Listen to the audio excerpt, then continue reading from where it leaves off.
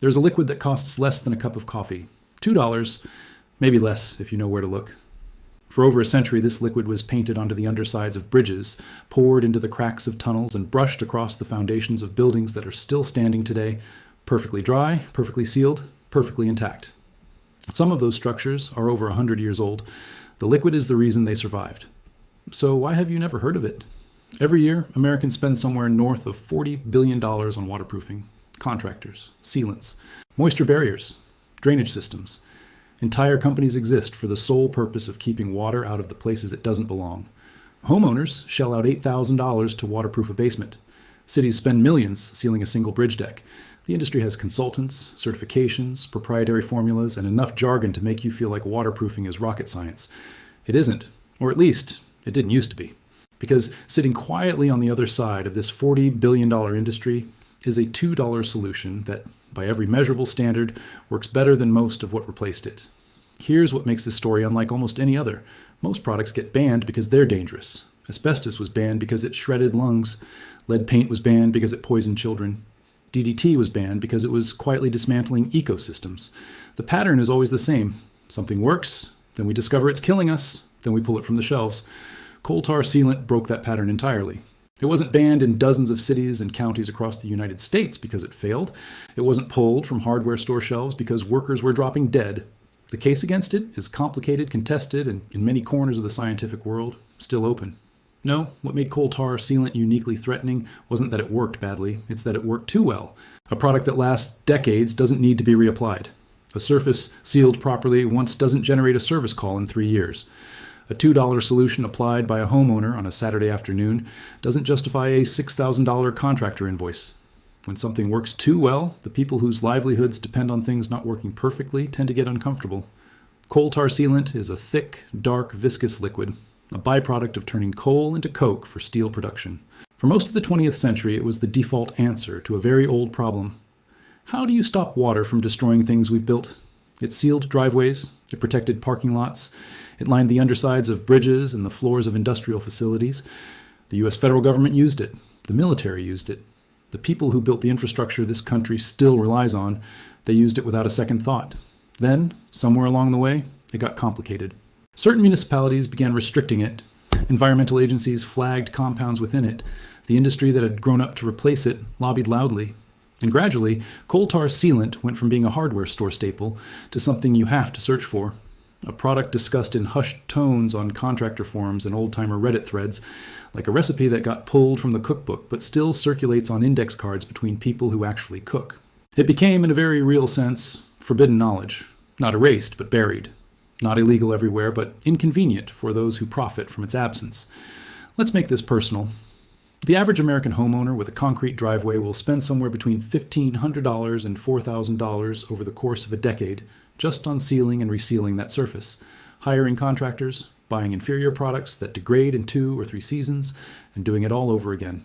A properly applied coal tar treatment done once can outlast the decade entirely. Multiply that across every driveway, every parking lot, every bridge deck, every tunnel lining in the country, and you start to understand the scale of what's at stake. This isn't just a story about a sealant, it's a story about who gets to decide what solutions you're allowed to use, and who benefits when the best answer stays locked in the vault. There is a bridge in Pittsburgh that has been standing since 1932.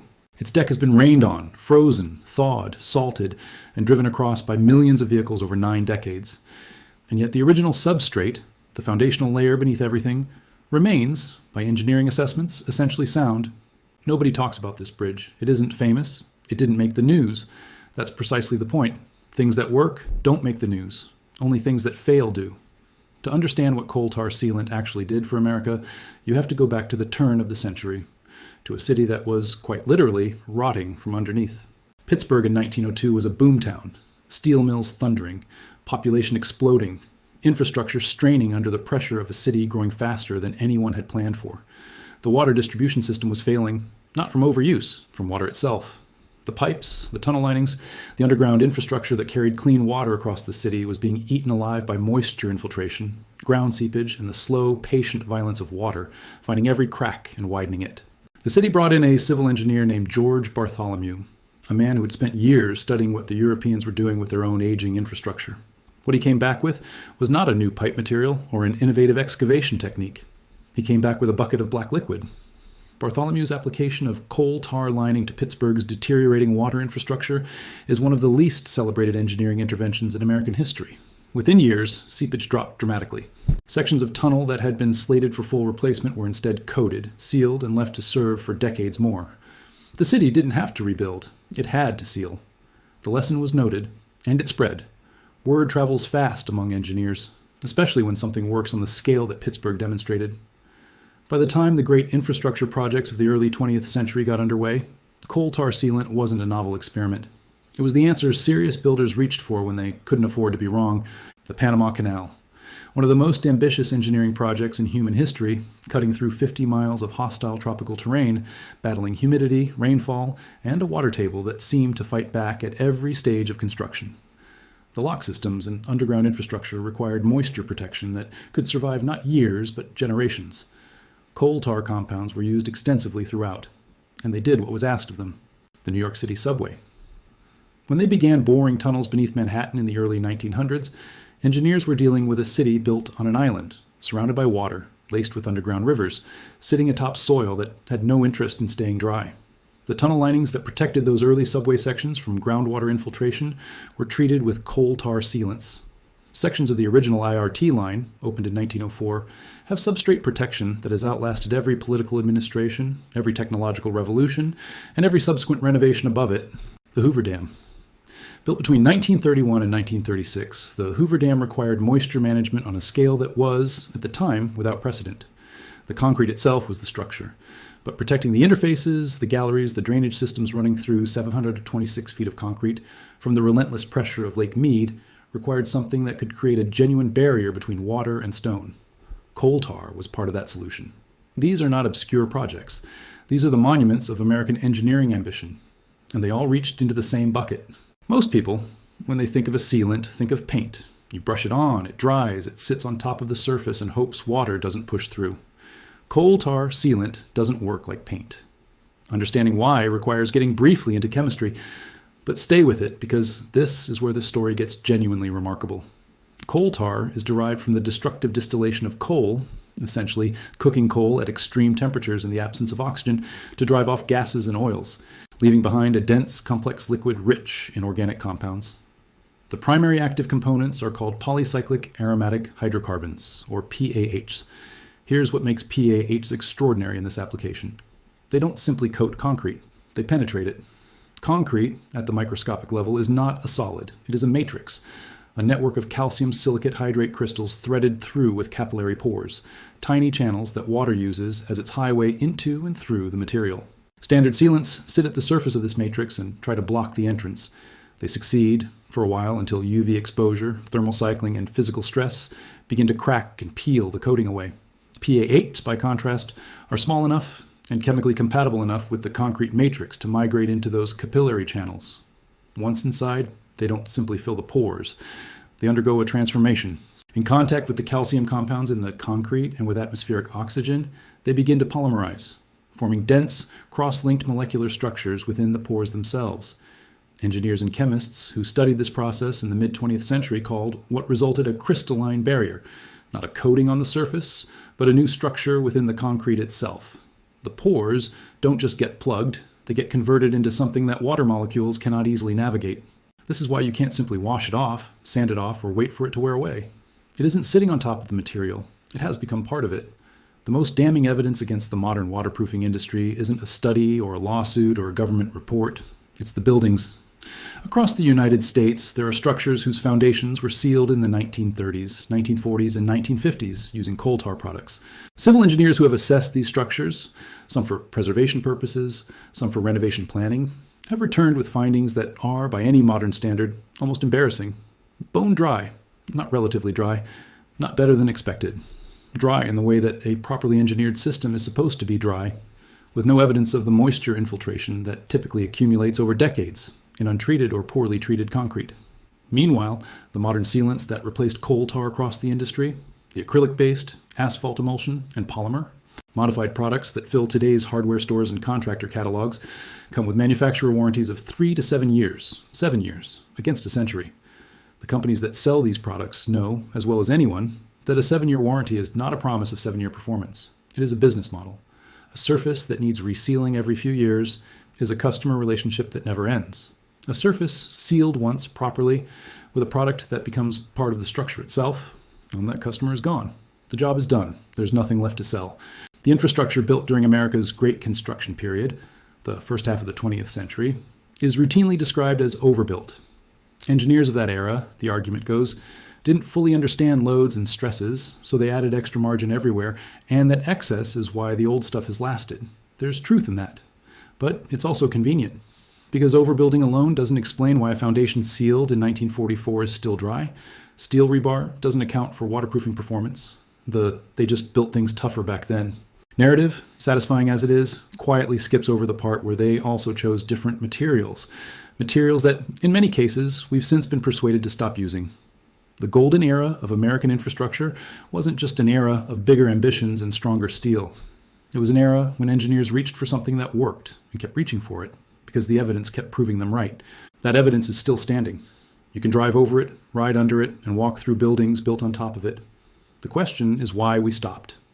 Every great crime has a turning point, a moment before which everything moves in one direction and after which everything moves in another, a hinge in history that, if you didn't know to look for it, you'd walk right past, because it doesn't announce itself as a crime.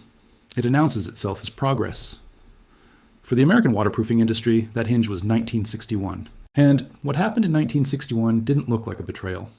It was dressed in the language of innovation, safety, and modernization. It came in the form of paperwork, petitions, standards revisions, industry recommendations, the kind of bureaucratic machinery that moves slowly enough that nobody notices the ground shifting beneath their feet. By the time people looked down, the landscape had already changed. To understand what happened, you need to understand who had the most to lose from a world where coal tar sealant kept working. By the late 1950s, a new generation of construction chemical companies had emerged, sophisticated, well-capitalized, and deeply invested in the polymer revolution that was remaking post-war manufacturing. Companies like Sika, the Swiss construction chemicals giant with a growing American footprint. W.R. Grace, a chemical conglomerate with both the resources and the regulatory relationships to shape entire industries. United States Gypsum, U.S. Gypsum, a firm that had spent decades building market dominance in building materials and understood, better than most, that the most profitable building material is one that needs to be replaced. These companies were not building the future of waterproofing because coal tar had failed. They were building it because coal tar had succeeded, and its success was a ceiling on their ambition.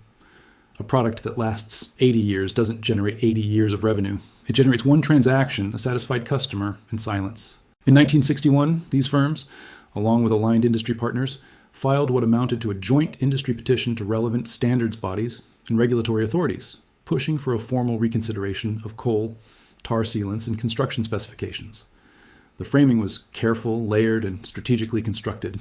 It was not, at its core, a safety argument. Not yet. That would come later when it became necessary. In 1961, it was presented as a quality argument. Newer polymer-based technologies, the petition suggested, offered more consistent performance, more predictable application characteristics, more controllable outcomes than the variable, messy, difficult to standardize world of coal tar products. This was true in the narrow way that arguments designed to win are always technically true. Polymer sealants were more consistent in their predictable, engineered, deliberate mediocrity. The products that moved in to replace coal tar sealants, and they moved in systematically, category by category, application by application, shared one crucial characteristic that their predecessors lacked. They were temporary by design. The first generation of polymer-based replacements were acrylic and latex emulsion sealants. Easier to apply, faster drying, lower odor, marketed aggressively to both contractors and the emerging DIY homeowner market. They were, in the language of their own marketing materials, a breakthrough. What the marketing materials did not prominently feature was the performance timeline. Where coal tar sealants, once properly cured and integrated into the substrate, operated on a timescale measured in decades, the new polymer sealants operated on a timescale measured in seasons. UV radiation degraded the polymer chains. Thermal cycling, the expansion and contraction of surfaces through summer heat and winter cold, cracked and separated the coating from the substrate. Moisture, the very enemy these products were designed to defeat, found its way through the microfractures that developed as the material aged. 3 years, 5 years, 7 years. If the contractor had applied it thick and the climate was forgiving, then the surface needed stripping, preparation and reapplication. Then the cycle began again. The industry had a term borrowed from the manufacturing world for this design philosophy. They would never apply it to their own products publicly, but internally, in the engineering literature that circulated through the trade, the concept was well understood. Engineered obsolescence. Build something designed to need replacing. Not because replacing it serves the customer, because replacing it serves the manufacturer. The automobile industry had perfected this model in the 1950s. Annual styling changes, planned component failure, the relentless cultural pressure to upgrade. The construction chemical industry, watching from the sidelines, understood the lesson. Permanent solutions were not, from a business perspective, solutions at all. They were transactions that ended. What you wanted, what the recurring revenue model demanded, it was a product that performed well enough to be trusted, but degraded fast enough to be repurchased. Coal tar sealant failed this test entirely. It performed too well and degraded too slowly. It was, from a revenue perspective, almost useless. Let's put numbers to this, because the numbers are where the motive becomes impossible to argue away. A single residential driveway, properly sealed with a coal tar product in 1955, required no further waterproofing treatment for the functional life of the driveway itself, typically 25 to 40 years. One application, one transaction. Revenue recognized once. The same driveway, sealed with a modern polymer asphalt emulsion product, requires reapplication every 3 to 5 years. Over a 40-year period, that's 8 to 13 applications. At modern contractor pricing, each application runs $200 to $800 for a standard residential driveway. One driveway. 40 years. The difference between one transaction and 13. Now scale that to commercial parking lots. Tens of thousands of square feet, resealed on maintenance contracts that generate reliable, recurring annual revenue.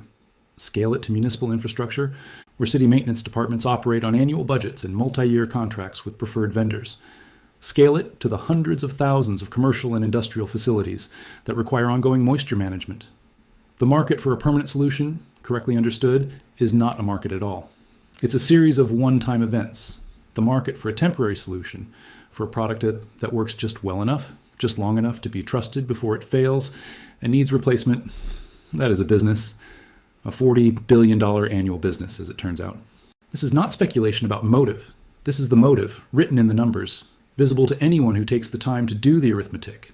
The regulatory and standards body capture that followed the 1961 petition didn't happen overnight. These things never do. The replacement of coal tar as the default solution in American waterproofing specifications took roughly 2 decades.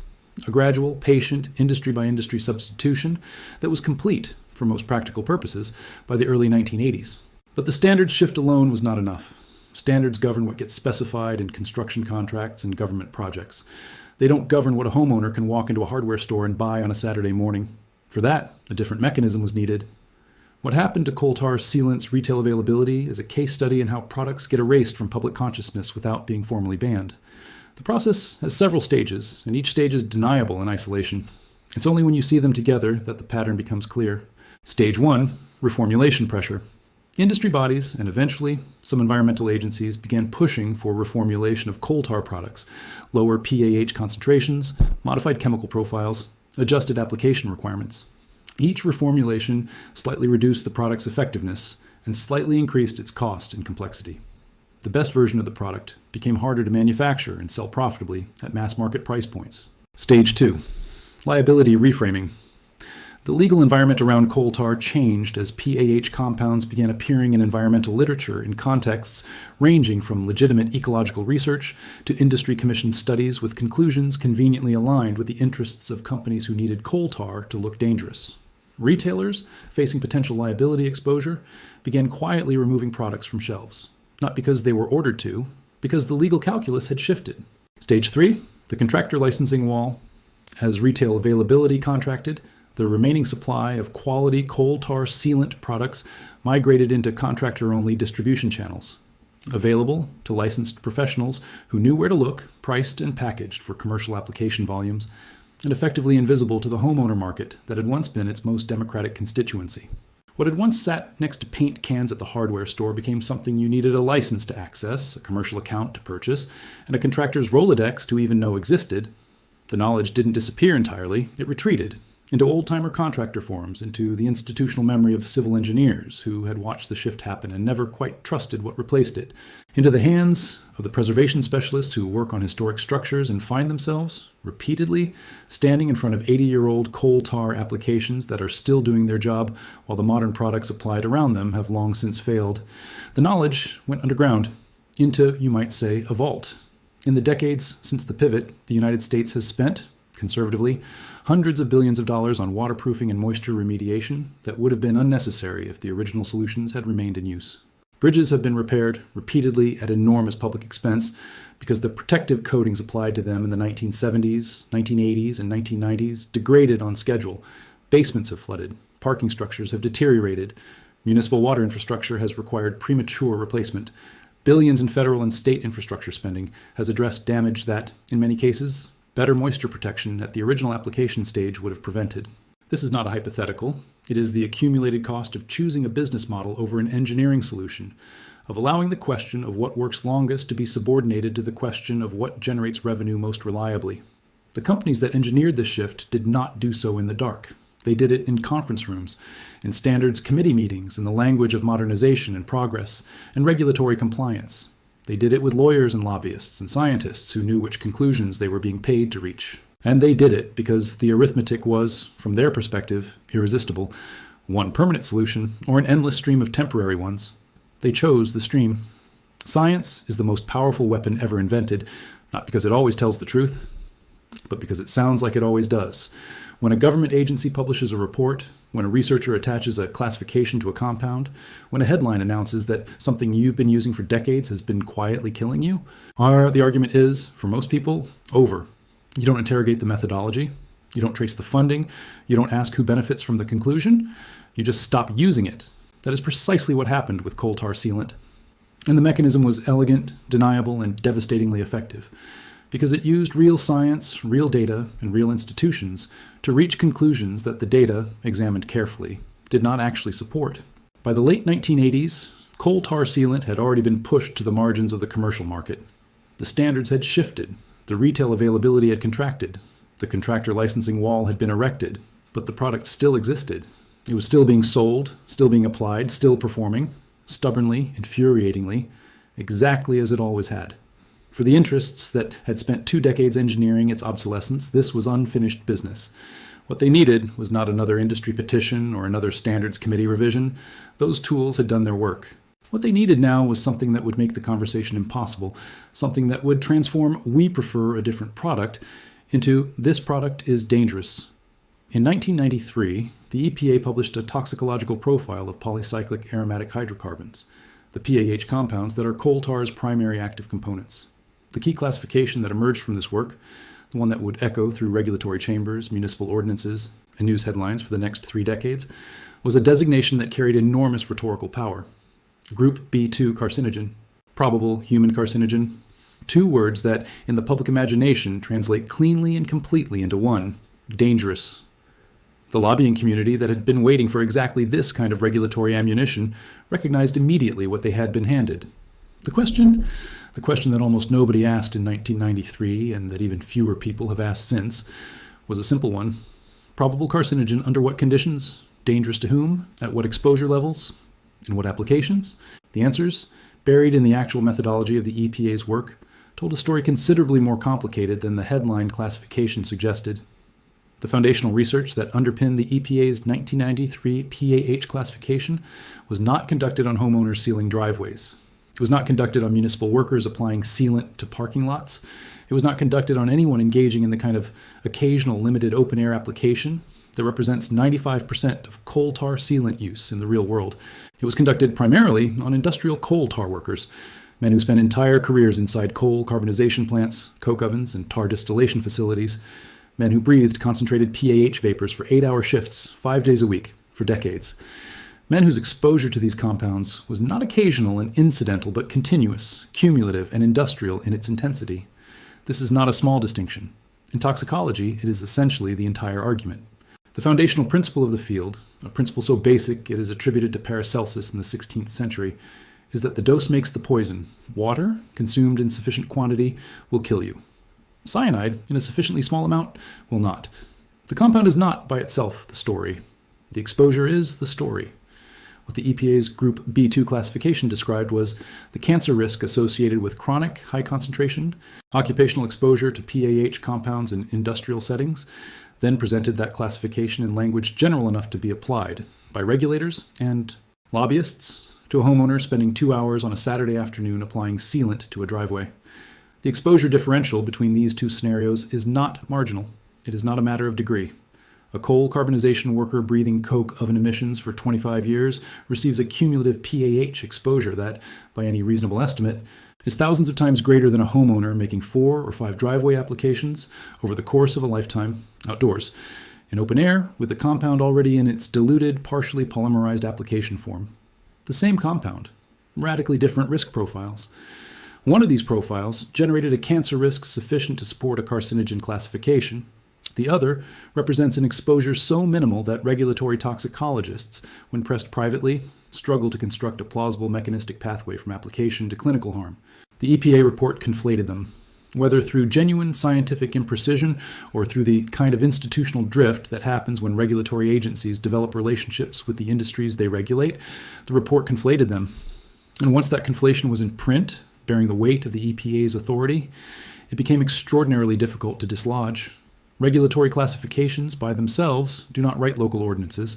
Someone has to do that work. Someone has to take a federal toxicological designation, translate it into local political language, build a coalition of supportive stakeholders, navigate the municipal legislative process, and emerge with a signed ordinance.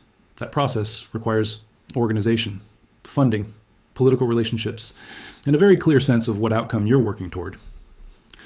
In California in 2001, the first meaningful municipal restrictions on coal tar sealant use began to emerge, initially in the Lake Tahoe region, framed around watershed protection and aquatic ecosystem concerns. Pot runoff from sealed surfaces, the argument went, was entering water bodies and accumulating in sediment in concentrations that posed risk to aquatic life. This was, unlike the occupational cancer argument, a claim with somewhat stronger ecological footing. PAH accumulation in sediment is a real and documented phenomenon. Whether the contribution from residential sealant application was meaningful relative to other PAH sources, vehicle exhaust, atmospheric deposition, industrial discharge, was a question that received considerably less attention than the headline finding. The California restrictions were, on their face, local environmental ordinances. Behind the face, the fingerprints of construction chemical industry lobbying were visible to anyone who traced the supporting coalitions, the commission studies, and the model ordinance language that appeared with suspicious consistency across multiple jurisdictions, Washington State in 2004, then Austin, Texas, whose watershed study became the template cited in subsequent municipal bans across the country, then the cascading expansion, ordinances, statewide restrictions, contractor certification requirements, retailer compliance agreements. By the early 2010s, coal tar sealant had been restricted or effectively banned in jurisdictions covering a significant portion of the American market, not through a single federal action, not through a transparent national policy debate, but through a coordinated, incremental, jurisdiction-by-jurisdiction campaign that used the language of environmental protection to accomplish what the 1961 industry petition had begun. 11 states, dozens of municipalities, a product that had waterproofed the Panama Canal, the New York City subway, and the Hoover Dam, now classified alongside paint strippers and asbestos in the public imagination of the communities that had banned it. The campaign had taken 50 years, but it was, by any measure of its strategic objective, complete. There is one fact that the entire preceding history, the 1961 petition, the EPA classification, the lobbying cascade, ultimately circles back to, and it is the fact that makes everything else make sense. Coal tar cannot be patented. This is not a technicality. It is the foundational economic reality that separates coal tar sealant from every product that replaced it, and it explains, more cleanly than any other single factor, why those products needed coal tar to disappear. Coal tar is a byproduct. It emerges from the coking process, from the industrial conversion of coal into coke for steel production. It is not synthesized. It is not engineered. It does not belong to anyone. Any company with access to the raw material can produce it. Any contractor can apply it. Any homeowner, historically, could walk into a hardware store and buy it. There is no patent. There is no proprietary formula. There is no licensing fee. There is no trade secret that can be protected. No compound that can be reformulated with a slight molecular variation and repatented to extend market exclusivity.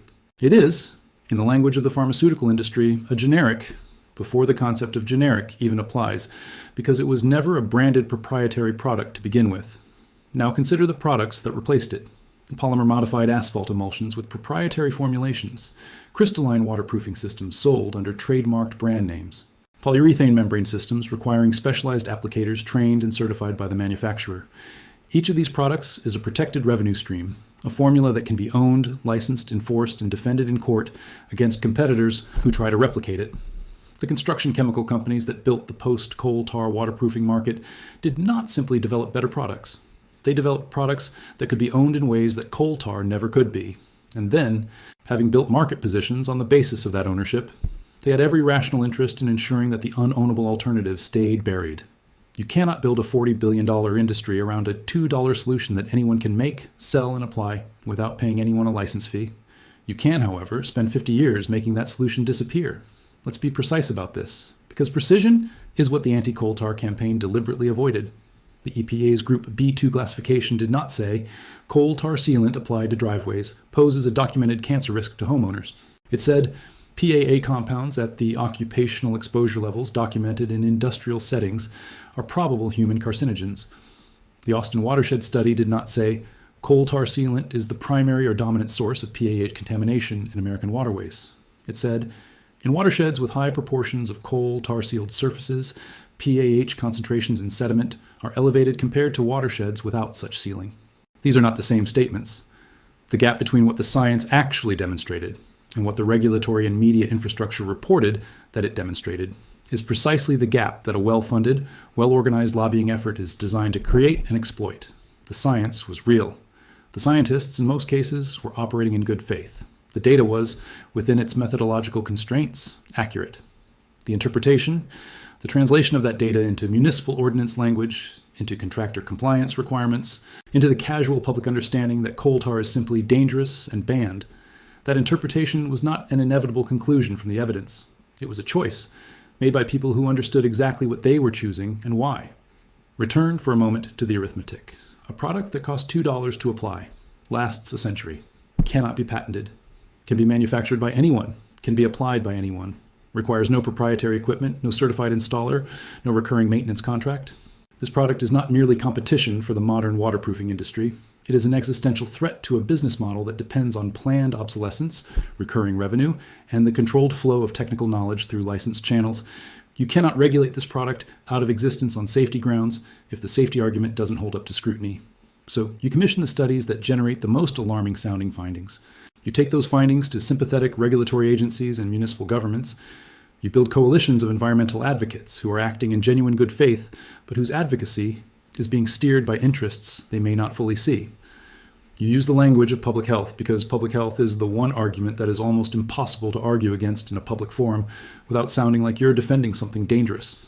And you do it incrementally, jurisdiction by jurisdiction, so that no single decision looks like a campaign, because a campaign can be exposed and opposed, while 50 years of incremental regulatory drift just looks like the natural evolution of standards.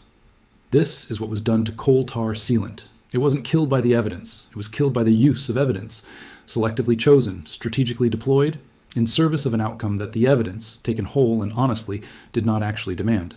The vault wasn't built to protect the public from coal tar. It was built to protect a $40 billion industry from a $2 competitor. Every system of control has a weakness. The weakness is always the same. It cannot suppress what people already know how to do. It can make knowledge harder to find. It can price certain solutions out of reach. It can build walls of licensing and certification and regulatory language between ordinary people and the tools that would make them independent. But it cannot unlearn what engineers figured out a century ago. It cannot unbuild the structures that still stand as proof. And it cannot stop the quiet, stubborn transmission of practical knowledge between people who value results over compliance. The vault was built to keep you out.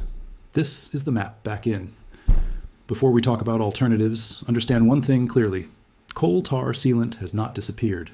It has been redistributed, pushed out of retail channels and into contractor-only supply networks, restricted in certain jurisdictions, but entirely legal in many others, and quietly maintained as the professional standard in applications where failure is not an option, and performance requirements are non-negotiable.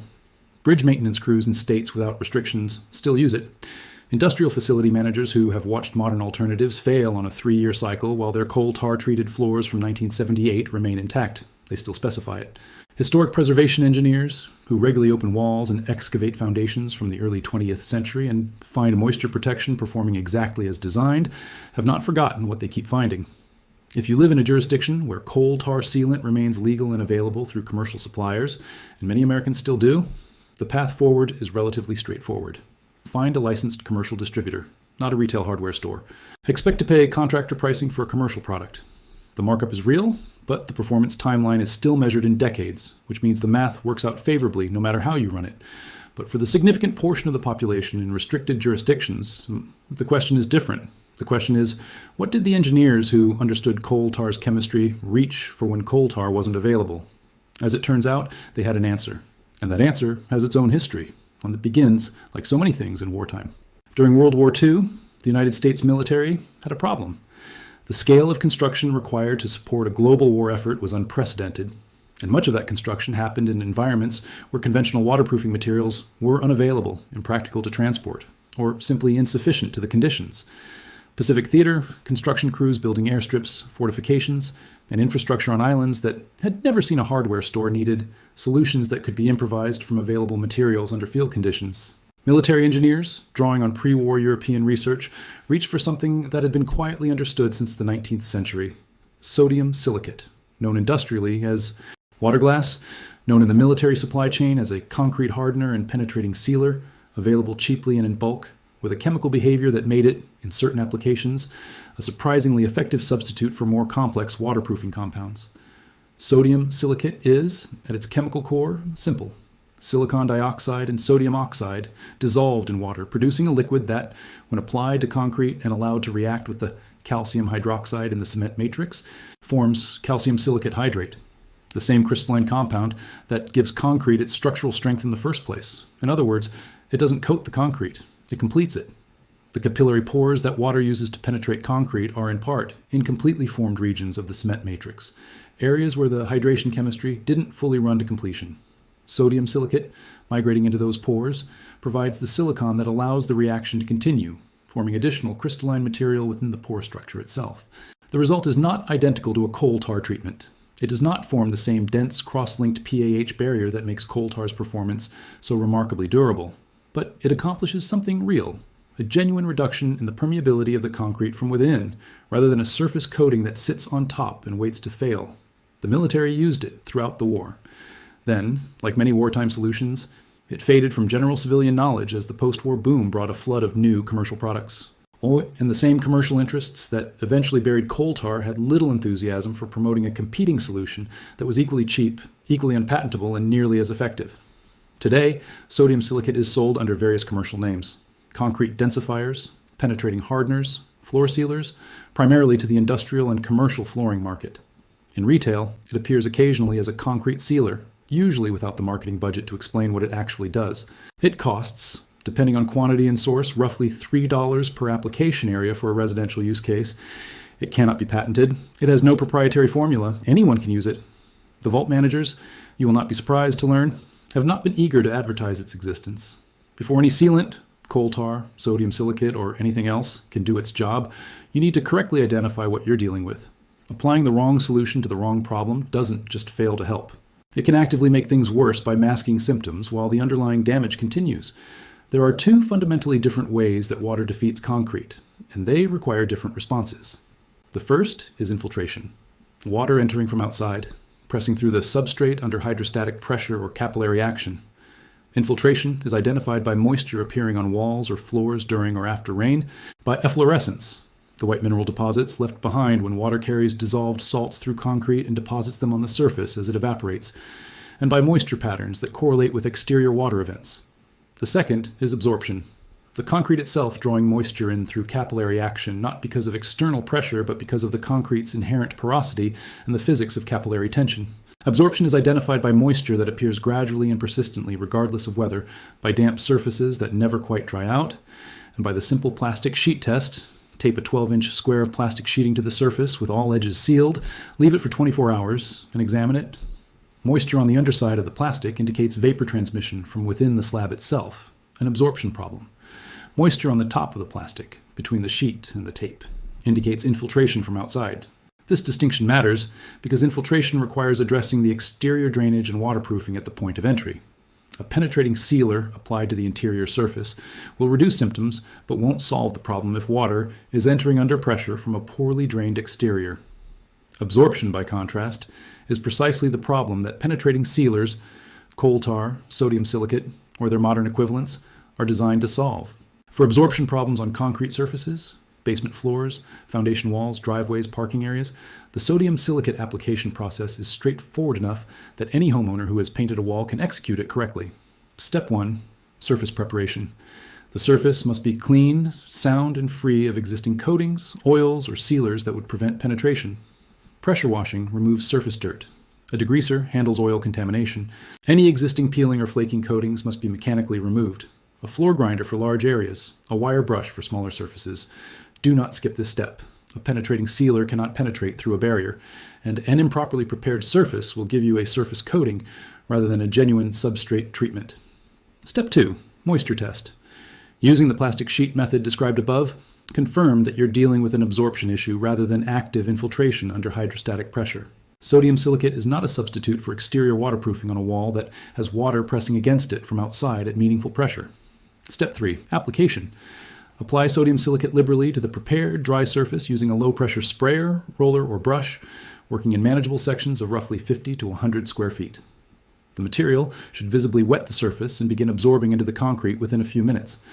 On more porous concrete, a second application in the same session, while the first is still absorbing, significantly improves penetration depth. Do not allow pooling. Any material sitting on the surface without absorbing after 20 minutes should be spread or removed, as dried sodium silicate on the surface forms a friable layer that does not contribute to performance and will dust off under traffic. Step 4. Cure and evaluate. Allow 24 hours minimum before traffic, 72 hours before any further treatment. The chemical reaction between the sodium silicate and the concrete matrix continues for days after application as the calcium silicate hydrate crystals form and grow within the pore structure. The surface will appear slightly denser and will resist water absorption visibly. A water droplet applied to the treated surface after curing should bead and sit, rather than immediately absorbing into the concrete.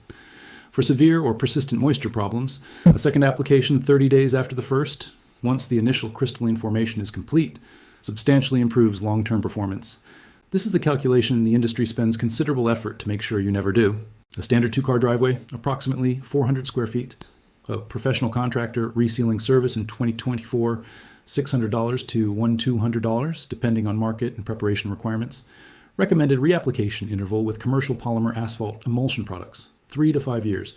Over 20 years, 4 to 6 contractor visits. Total expenditure, $2,400 to $7,100 on a single driveway. Sodium silicate application to the same 400 square foot surface, roughly $8 to $12 in materials, plus your Saturday morning. Reapplication generally unnecessary for 10 to 15 years, and when the time comes, the retreatment is the same, $8 to $12. Over 20 years, 1 to 2 treatments. Total expenditure, $8 to $24. The gap between $7,200 and $24 is not a rounding error. It is not accounted for by superior performance of the expensive option. The performance evidence runs firmly in the other direction. It is accounted for entirely by the industry structure that has been built over 50 years to ensure that the $24 option stays in the vault. Extend this arithmetic to a basement waterproofing project, where a contractor quotes routinely run $5,000 to $15,000 for interior drainage systems that address symptoms rather than causes, while a sodium silicate treatment of the foundation walls runs under $50 in materials, and the scale of what has been extracted from ordinary homeowners through the suppression of basic chemical knowledge becomes genuinely staggering. This is not about one product or one application. It is about a systematic capture of knowledge that should be public, and a conversion of that captured knowledge into a revenue stream that flows perpetually from people who don't know they have alternatives to companies that depend on them staying ignorant. 5 parts. 5 layers of a story that the waterproofing industry, the regulatory apparatus around it, and the contractors who profit from it have every reason to hope you never piece together in sequence. A $2 solution that built America's infrastructure. A golden era of permanence that the engineering record still documents in standing structures. A 1961 betrayal that began the systematic replacement of permanent solutions with profitable ones. A regulatory campaign that weaponized legitimate science into an instrument of market control. and an underground of knowledge among old contractors, preservation engineers, and anyone who bothered to look at what the old buildings were actually built with that never fully went away. The Forbidden Vault is real. Its contents are not complicated. They are chemistry that any student can learn, products that any homeowner can apply, and mathematics that anyone with a calculator can verify. What has been suppressed is not some dangerous secret. It is the basic knowledge that you can solve a moisture problem yourself correctly once for the cost of a fast food lunch, and that the industry charging you thousands of dollars for recurring treatments built that pricing model on the foundation of your ignorance. You now have the map. Share this. Not because it's a good story, though it is, but because the mechanism that buried this knowledge depends on fragmentation, depends on each homeowner facing a $6,000 contractor, quote, in isolation, without the context to know they have options. The more broadly this information circulates, the harder it becomes to keep the vault sealed. Ask questions.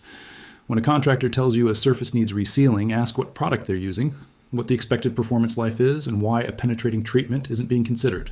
The quality of the answers, or the discomfort with the questions, will tell you something about who the recommendation is serving. Do the math. Every time. On every project. Contractor pricing is not inevitable. It is a number calculated on the assumption that you don't know your alternatives. Change that assumption, and the number has to change with it. Engineered obsolescence only works on people who don't know it's happening. You know now, the vault is open.